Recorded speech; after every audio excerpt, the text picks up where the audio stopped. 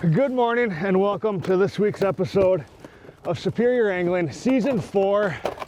We are here in the Duluth area going after March crappies. This time of year, as you can kind of see behind us, not much snow left on the ice.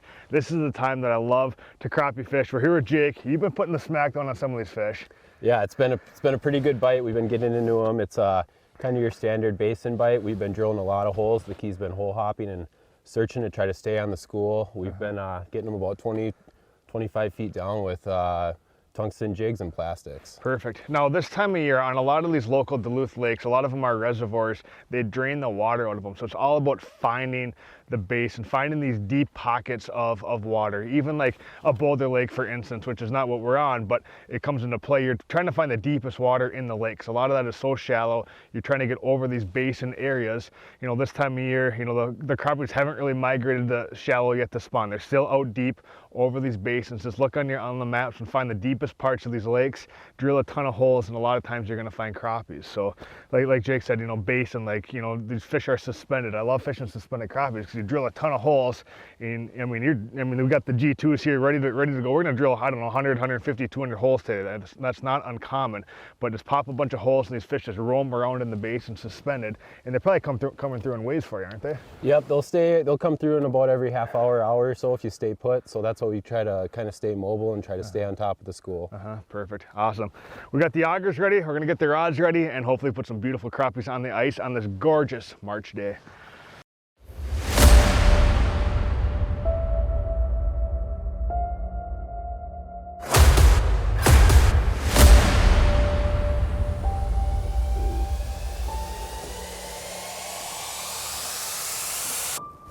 Oh, fish, big fish. Oh my goodness.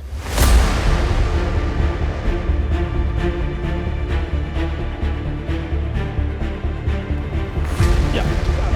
Big fish, big fish.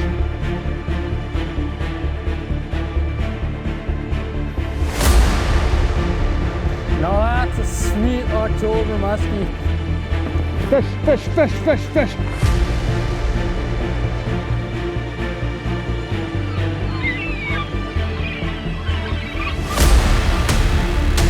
That's a big Atlantic, boys.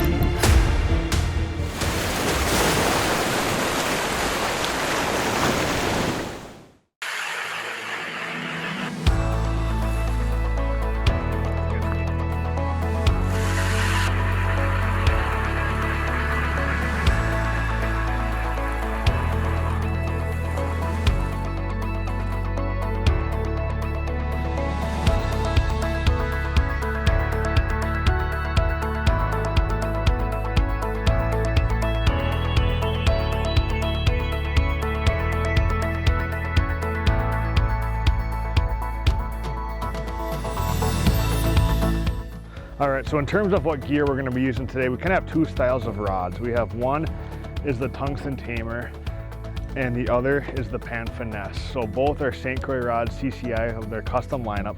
Two totally different rods though. The tungsten tamer, for those of you that have watched our previous episodes, I've explained this, but for those who haven't, is a sight rod. You're going to visually see the bite with this tip. The pan finesse is more of a feel rod. So some people like to feel the bite, you know, the straight carbon blank. Some people like to feel that bite, and some people like to visually see it. I prefer to visually see it. When I see that mark coming up on my graph and that fish gets right to my lure, I'm gonna transition my eyes from looking at my graph to my rod tip, and I see that little bite, or I see that raise in the rod tip of the fish is coming up. So for me, the tungsten tamer is my all-time favorite panfish rod. But in terms of lures where you want to use tungsten, tungsten is going to get you down there a lot faster than a typical lead jig. So we're using, you know, again, as Jake mentioned, we're fishing a little bit deeper water. But still not deep. We're still remaining ethical on these fish. We're still able to catch and release, which is very important.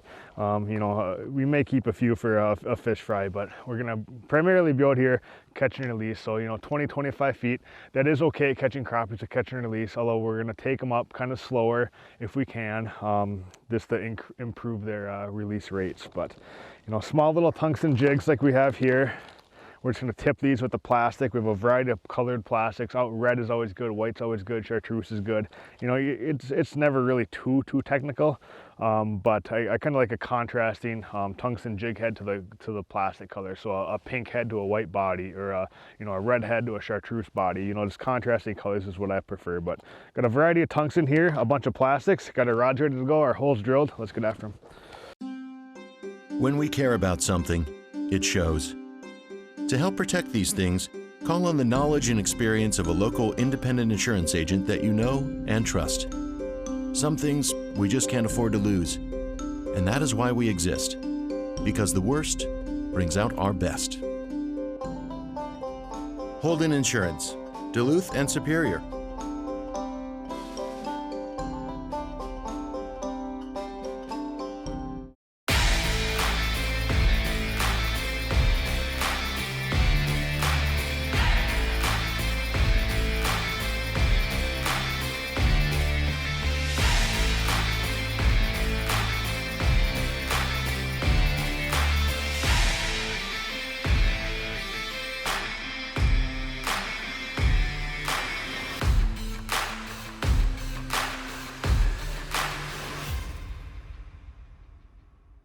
Hey everybody, it's time to go ice fishing, and no place better to shop than Marine General.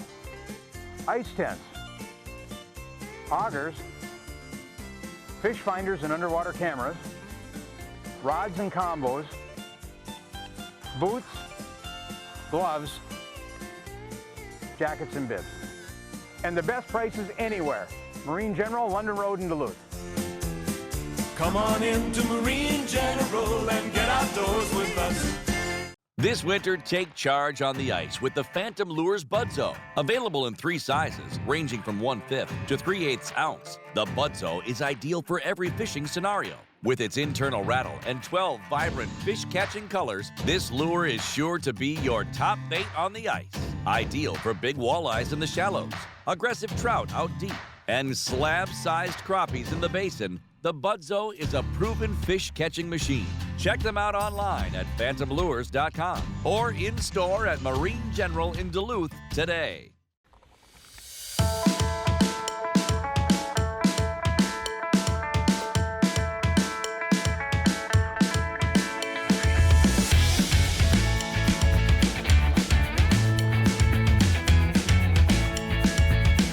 All right, so the key here is we don't want to spend too much time fishing dead water. So with these basin bite, these fish are really moving around. So we're spending our time just a minute or 2 in each hole, dropping our lure down, seeing if fish comes in. If nothing's there, we move on and keep searching for the school.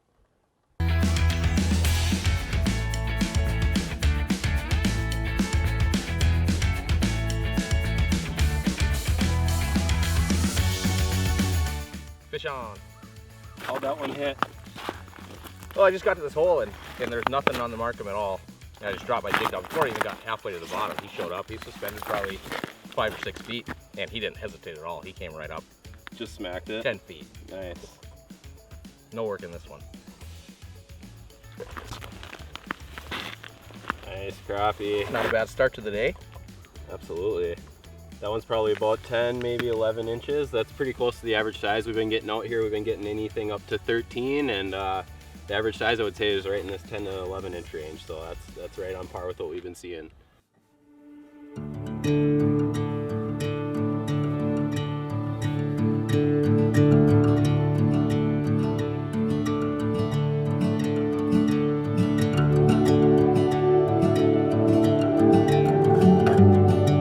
This one kind of just showed up a couple feet below my jig, and I jigged it once or twice and he just smashed it right away. There we go. Wrapped up in the deucer there, but nice, probably 10, maybe 11 incher there again. Pretty average with what we've been seeing. There we go. Beautiful fish. Drop them back.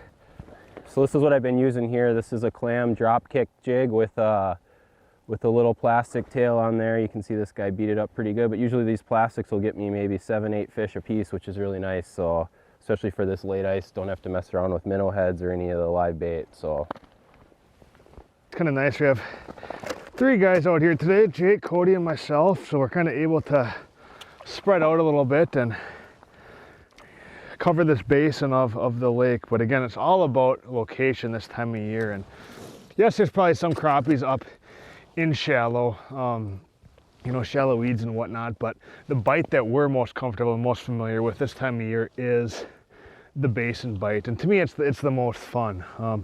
I just, you know, fishing crappies that come off the bottom, it's pretty difficult. And I feel like you can just put up a lot more numbers fishing basins, and you graph these fish, they come in, it's you know, you get a little more fight out of them in the deeper water.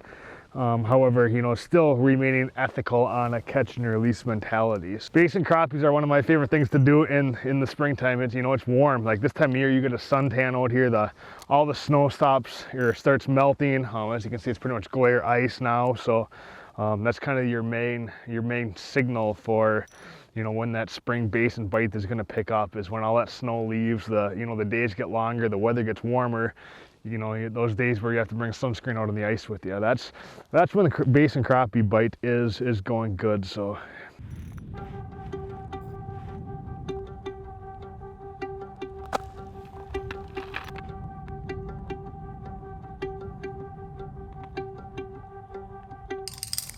Got him.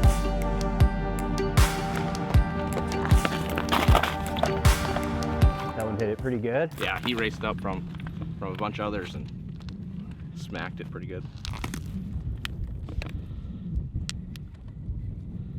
Obviously, having more than one fish down there really helps out with the bite. They're more likely to hit your lure pretty quickly. Yeah, sometimes those singles, when there's just one on the graph, they just don't want to commit and hit it. Wow, nice fish. Crappie, pretty color. Look at how far down that jig is in its mouth. He came up and ate it pretty good. All of them about that same size. Right back down to catch another.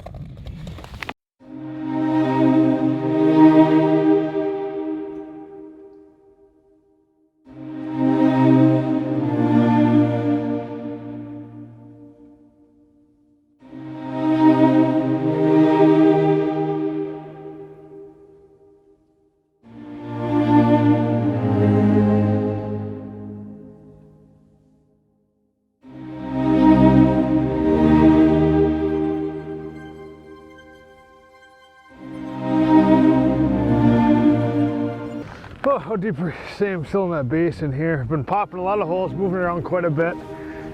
It's nice to find a spot with you know, nice. He just pounded you. Yeah, he smoked it right away. Atta boy. Nice. But again, they're here, and you know, they still might be down there, but in 2 seconds they're going to be gone. So even before you can get these fish up and your lure unhooked, these crappies are out of there. So it's really a mobile, stay mobile game. It's a nice one. It's not a bad, man, he choked that jig. Oh yeah, he smoked that thing. He choked it. Oh yeah, there we go. Good. Yeah, That's nice a great fish. That'd be a good one for the frying pan if you wanted to keep one. Yeah, it would be, yeah. That's a beautiful fish. And we made it through it today, but All right. we can let him go. They're liking that jig you got on there. Yeah, they really like this, and this plastic seems to be the ticket. Yeah. It's a little There's longer. another one down there. Right Yeah, now. there is. Get back down there. Go, go, go. And in this case, it's nice to use the heaviest tungsten jig that you can.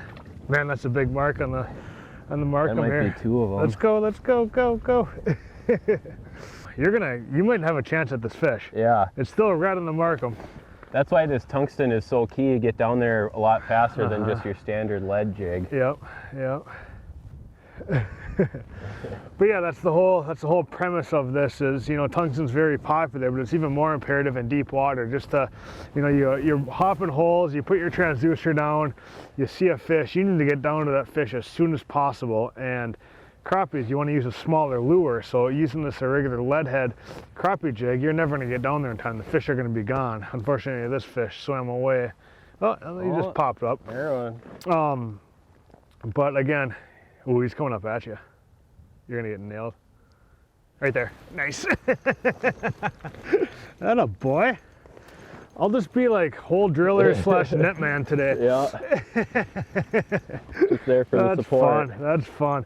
But you know, without Jake having that tungsten jig on there, this fish would never have bit. He would have moved on. He would have been 20 feet away by the time lighter jig got a chance to get down there. 100%. Yeah, that's not a bad one either. Hey, I mean, again, they're just choking these, eating these jigs, barely hooked, right? They're, you know, eating them. They're eating them good when they do hit. And that was another single one too there. So a lot of times, you know, when there's competition down there, you know, a fish will swim after it. And another one doesn't like that. It'll go and, you know, eat that jig. So it's always nice when you can have two of them down there battling for your jig. But that was a single and he ate pretty well. That last fish ripped off my plastic here, so I'll show you how I'm rigging up another one here. So I got these splinkies from Clam, and I'm just taking the shank and threading it very carefully on the edge of the plastic, feeding it down maybe a 1/4 inch, popping it out, sliding it on, and then we got a nice plastic there, and the action on that tail is really nice. Again, just kind of the name of the game this today has been switching holes. We just moved from one hole to another, and it wasn't even that far of a distance, but as soon as you put your transducer down, there's fish on the bottom. This one's coming up right now. So I'm going to bring him up a little bit more. There he is. This one feels all right. It's amazing what a little competition can do too. There's probably 3 or 4 fish on the Markham. And again, with those single fish that we've been seeing today, they just haven't been as aggressive as when we've seen multiple fish on the Markham.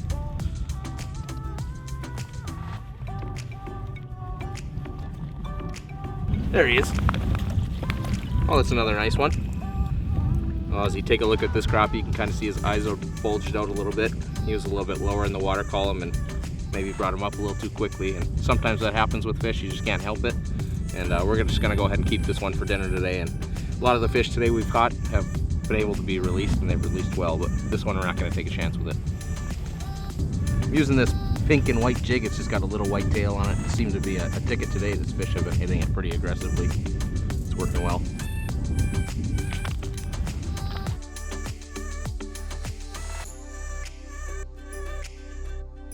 All right, we're just searching out some new area here. The bite kind of slowed down where we first started, and we drilled some new holes kind of off to the east here and dropping down the deucer, and there's a fish down there, so I'm seeing if I can get down to him quick enough here.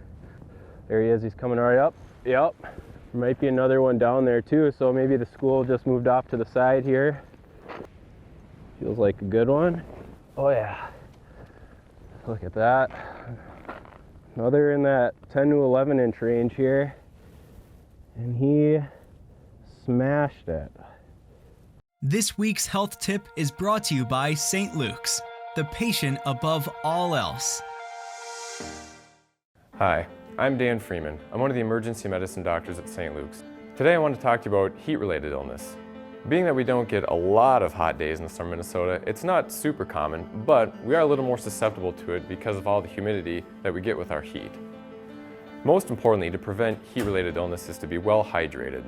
Drinking plenty of fluids, some of them containing electrolytes like Gatorade or Powerade. Also layering up and wearing appropriate clothing for the weather. So wearing a sun protective layer that's moisture wicking that helps get your sweat away from your body to evaporate.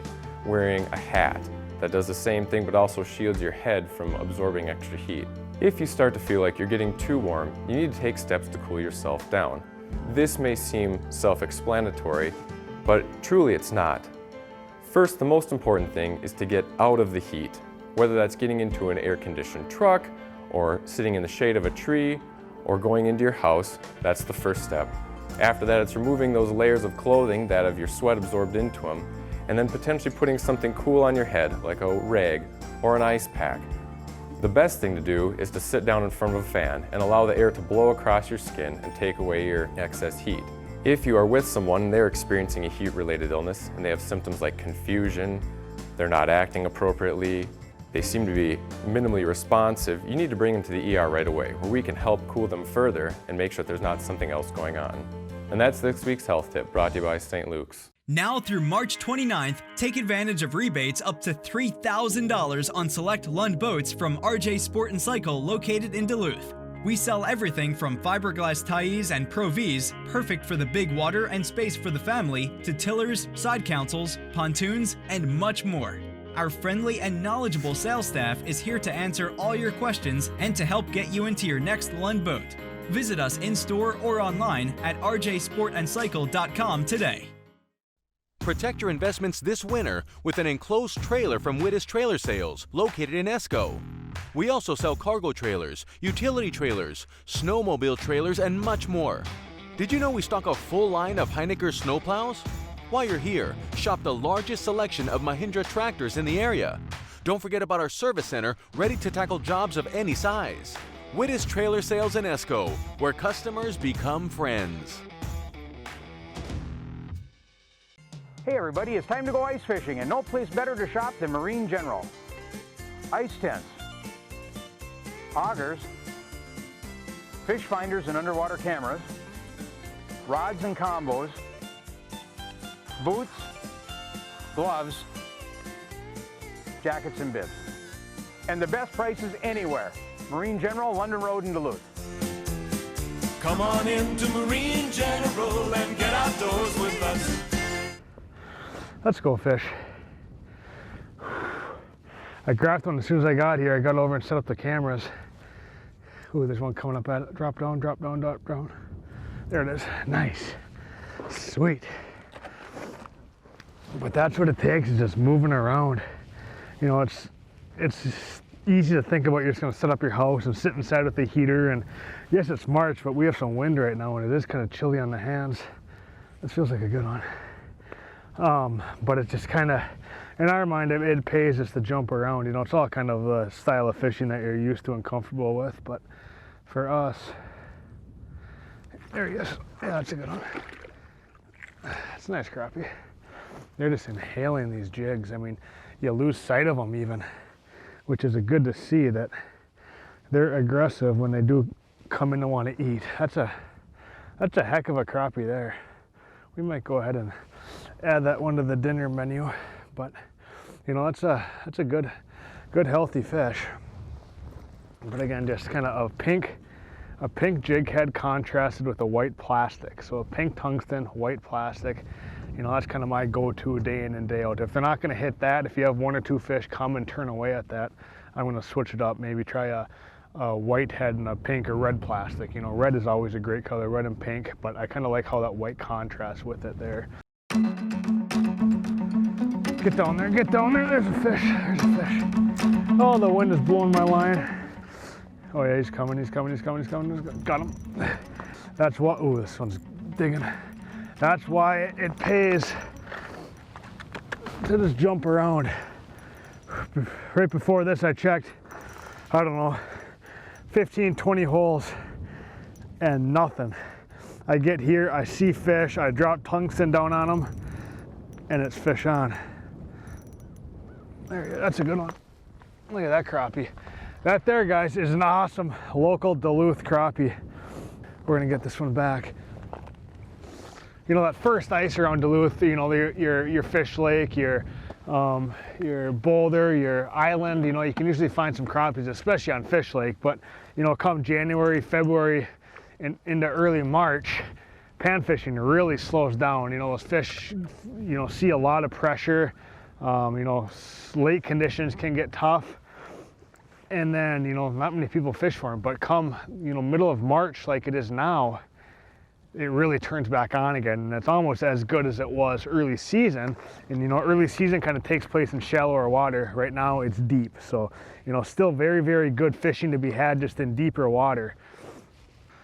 All right, it is time for a science experiment. Here on my right side we have a lead jig. Here on my left we have a tungsten jig. Both jigs are approximately, you know, they're pretty similar in terms of like diameter or circumference of the actual jig head. Weight, they're going to be totally different. So I'm going to demonstrate how just the different fall rate in between these two jigs and how imperative it is in deeper water. Again, if you're fishing 5-10 feet, it's not going to make that big of a difference. But when you're getting down there 25 to 30 feet for these crappies, it makes all the difference in the world. So we're going to put both of these in the hole. Hopefully the wind doesn't screw us up too bad here, but we're going to kind of get them down there the same distance to start, and then we're going to open our bails and let them free fall and watch on our Markham LX7 the difference in the fall rate. So ready, set, go. Just going to kind of wiggle them down there, kind of doing the same motion with both my hands. And we can already see that tungsten is at hitting 15 feet right now. The lead is pretty far behind it. The lead's still not even to 15 feet. The tungsten's approaching 30. Right now tungsten's 30, lead's pretty close to 15 right there. I mean, so it's almost a 2-to-1 ratio in how fast this tungsten jig falls in compared to the lead. And you know, when you're hole hopping around out here, you see a fish, you truly only have 5 to 10 seconds to get down there and get those fish's attention before these fish are gonna move on elsewhere.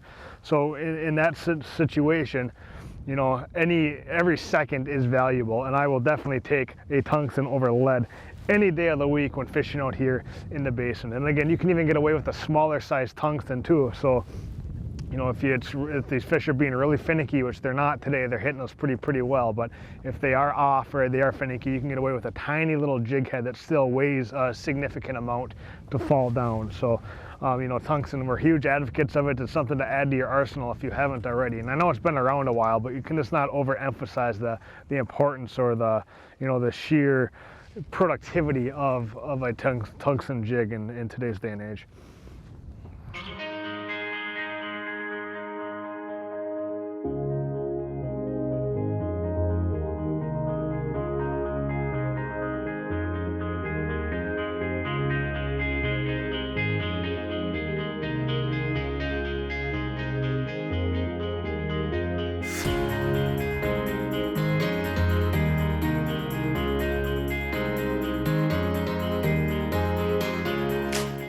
All right, there's a front moving in right now, and I got a school of fish down there. I'm trying to get down there quick enough. Coming up. Nice. Feels like a good size. Still 2 other marks down there right now too. 2 big marks.